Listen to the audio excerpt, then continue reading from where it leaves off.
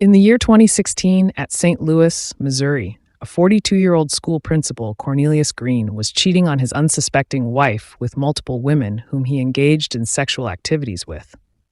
In February 2016, Cornelius also started having an affair with a 30-year-old school teacher, Jocelyn Peters. The two would engage in sexual activities. Unfortunately, Jocelyn got pregnant for Cornelius, but she later had a miscarriage.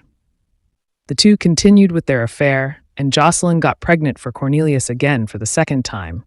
Cornelius urged her to abort the baby, and she willingly terminated the pregnancy. The two continued having sexual affairs. Later, Jocelyn got pregnant for him for the third time. Cornelius urged her to do an abortion again. However, Jocelyn refused to abort the pregnancy this time round. Cornelius feared that his affair would be exposed because of the pregnancy. His reputation would be ruined, his career would be ruined, and his marriage would also be over. So Cornelius hired his friend, a 46-year-old Philip Cutler, to kill Jocelyn and the unborn baby. Philip broke into Jocelyn's apartment and shot her to death while she was in a deep sleep. Human beings can sometimes be so wicked. This is the story of Jocelyn Peters. Jocelyn Peters was born on January 7, 1986 in St. Louis, Missouri to her mother, Lacey Peters. After she graduated from high school with good grades, she joined the University of Missouri in 2004. She graduated from the University of Missouri in 2007. She became a teacher and taught at Horace Mann Elementary in St. Louis, and she lived at West Pine Apartment 201. Even though she taught all types of grades from elementary to middle, Jocelyn specialized in teaching third-grade students. She was a very hardworking and dedicated teacher. In fact, in the year 2014, she received Pettis Award for Excellence. In February 2016, Jocelyn met a 42-year-old man named Cornelius Green. Cornelius was from Muskogee, Oklahoma. He studied at Carr Lane Visual and Performing Arts High School. He later joined the University of Missouri. After completing his studies, Cornelius started working as a school teacher in the year 2002. He was a very hardworking teacher.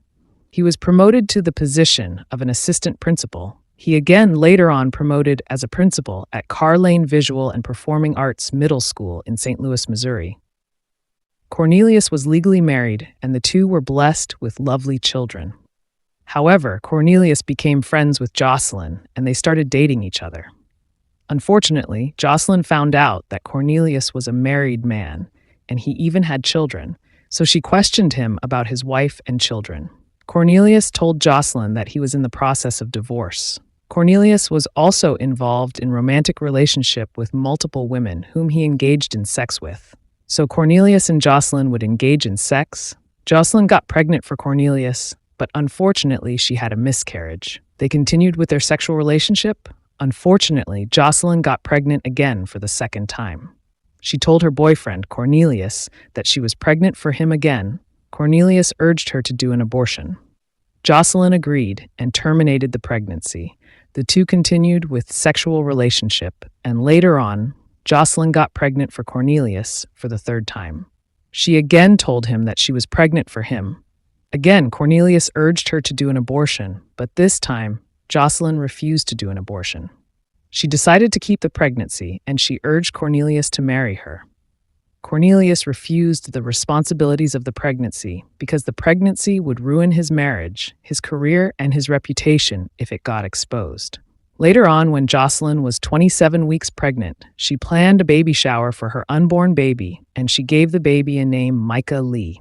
In the early 2016, after Jocelyn had refused to abort the pregnancy, Cornelius started planning methods of killing Jocelyn together with the unborn baby so that he could protect his marriage, his career, and his reputation as a school principal. Cornelius went online and researched the best method of murdering his pregnant girlfriend and his unborn baby. He found food poisoning as the best method of killing them. So Cornelius crushed pills and hid them inside Jocelyn's oatmeal and yogurt. However, Jocelyn never took the oatmeal and the yogurt, so his murder plan failed. Cornelius didn't give up, so he planned another method of murdering his girlfriend, Jocelyn, and his unborn baby. This time, he decided to hire his friend to murder his girlfriend and his unborn child. So in March, he called his longtime friend, a 46-year-old Philip Cutler. Philip had a criminal background, and he lived in Oklahoma. Cornelius asked him to kill Jocelyn, and he would pay him $2,500. Philip accepted the job, and so Cornelius asked him to come to St. Louis so that he can do the job. Cornelius then stole $20,500 from the school dance team's fundraiser and mailed the money to Philip. When he was mailing the money, he wrote his school address as the return address on the package. On the 8th March 2016, while still in Oklahoma, Philip Cutler received the money which Cornelius had sent through the mail. The money was his payment so that he can kill Jocelyn and the unborn baby. After receiving the payment, Philip traveled to St. Louis, Missouri. Upon his arrival, he stayed at Cornelius Green's house on March 21st, 2016, for several nights. While there, Cornelius gave Philip his car key. He also gave him the spare key, which belonged to Jocelyn's apartment. After providing Cornelius with everything he needed so that he can murder Jocelyn, the following day Cornelius boarded an Amtrak train to Chicago so that he won't be implicated in Jocelyn's death. On the night of 24th March, Philip drove to Jocelyn's West Pine apartment 201. He slowly unlocked the door without being noticed and went to Jocelyn's bedroom. At that moment, Jocelyn had finished making a list of guests for her baby shower, and she had fallen deep asleep. Philip took out his .38 caliber gun and used a potato as a silencer to muffle the sound of the shot. He then shot Jocelyn in the head while she was deep asleep. Jocelyn and her unborn baby died in the process. After murdering Jocelyn and the unborn baby, at 6:14 a.m., Philip called Cornelius and told him that Jocelyn and the unborn baby were dead. After completing the job, he fled away from the scene of crime, leaving the car which he came with at the Jocelyn's apartment. He went to North Riverfront Park to dispose of the evidences that could implicate him in the murder. That same day, while in Chicago, Cornelius bought a train ticket and went back to St. Louis. Upon arriving at St. Louis at 3 p.m., he drove straight to Jocelyn's apartment. He found Jocelyn dead, and so he called 911. Later on, the police arrived at the scene. They questioned him. He told the police he was away in Chicago, and he just arrived and found her girlfriend murdered. He even showed them his train ticket as a proof that he was not involved in his girlfriend murder. So, the police immediately launched an investigation so that they can catch the person who murdered Jocelyn and her unborn baby. They saw a video surveillance near the apartment, so they went for it and started analyzing the footages. The police saw a car on Jocelyn's street at 3 a.m. They believe that Jocelyn was murdered at around that time. Fortunately, Philip returned to the crime scene to get Kia Altima car. The police identified him from the surveillance footage, and they decided to detain him. When he was being detained, Philip quickly ate 2 pieces of paper from a notebook, which was inside his pocket. This made the police even more suspicious that he was involved in the crime and that he was trying to eliminate any evidence that could incriminate him. The police analyzed Philip's phone records. They discovered that his phone location placed him at the photograph at the scene of crime. They also discovered that the time he was at Jocelyn's apartment was the time that the murder occurred. The police then towed the car to the police station for further examination. When they ran the number plate of the car, they discovered that it belonged to Cornelius Green. In June 2016, Philip Cutler was charged with 2 counts of first-degree murder and 2 counts of armed criminal action. However, he pleaded no guilty to any of the charges. Meanwhile, the school had discovered that $2,700 from a student dance group at the middle school, where Cornelius was a principal, had been stolen. The money was meant for a field trip. So they called the police, who came to do their investigations. The police discovered the financial records showing that the stolen money was used to pay Philip Cutler.